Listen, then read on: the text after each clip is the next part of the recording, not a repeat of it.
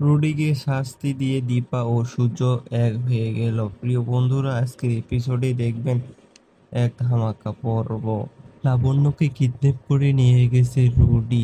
যেখানে কিডন্যাপ করে রাখা হয়েছে সেই ঘরে হঠাৎ করে একজন আসে।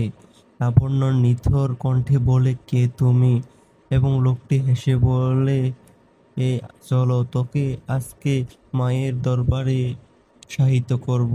এবং লাবণ্য কান্না করতে থাকে এবং বলতে থাকে, ছেড়ে দাও আমাকে, ছেড়ে দাও, ভালো মা তুমি কোথায়, আমাকে বাঁচাও, ছেড়ে দাও আমাকে শয়তান।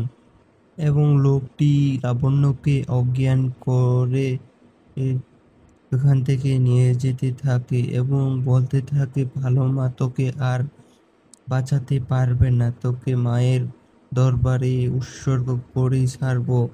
তাড়াতাড়ি কাজটা শেষ করতে হবে দীপা আসার আগেই, লোকটি বলতে থাকে।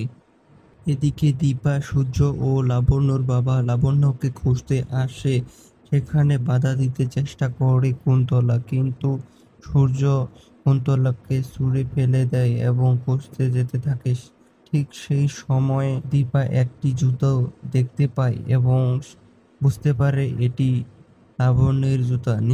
আমরা ঠিক দিকেই এবং দীপা বলে, আমরা ঠিক দিকেই এগোচ্ছি, নিশ্চয়ই এর আশেপাশে কোথাও লাবণ্যকে লুকিয়ে রাখা হয়েছে, চলো তাড়াতাড়ি আমরা লাবণ্যকে খুঁজি। প্রিয় ভিউয়ার্স, ভিডিওটি ভালো লাগে থাকলে অবশ্যই চ্যানেলটি সাবস্ক্রাইব করে পাশে থাকবেন।